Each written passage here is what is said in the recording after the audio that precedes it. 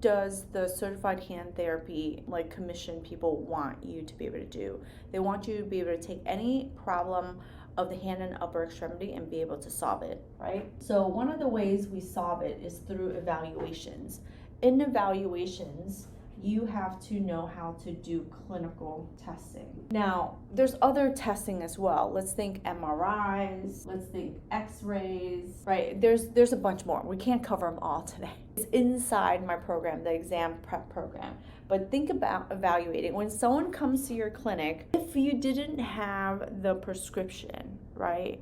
Because every prescription is done differently. You have to remember that the exam that is given is a national, it's not even national, it is a worldwide exam. So the way they are testing you is not on your surgeon's prescriptions, right? Because every surgeon writes differently. Some surgeons, if you work very closely with them or they're very particular personality, they're gonna be super detailed and they're gonna give you the protocol. Then you're gonna work with generalists who give you the evaluation of OT, eval, and treat. You're gonna need to know how to break this down, right?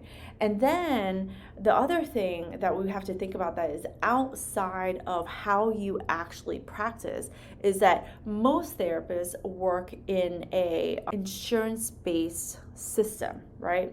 I own my practice. I don't work in an insurance base. I'm a hybrid clinic, so I do some insurance, but majority of my practice is self-pay.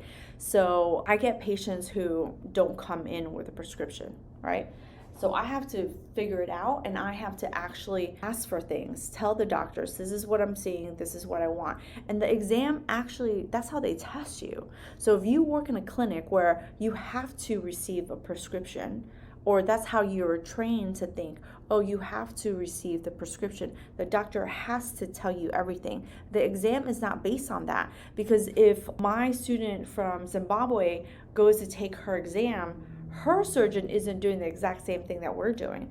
People who are in different parts of the world, a student that I had, that she was, she took the exam over there, passed, and her plan was to become a CHT so she can move to Canada and practice there. And so when you think about how we as certified hand therapists, the experts of all hand and arm issue types of problems, it's just really so much about problem solving and not about how you do things in your clinic and how your doctor wants you to do things or how your clinic or company or hospital wants you to do things. We have to be a little bit outside of that box, right? Otherwise, you're going to get stuck.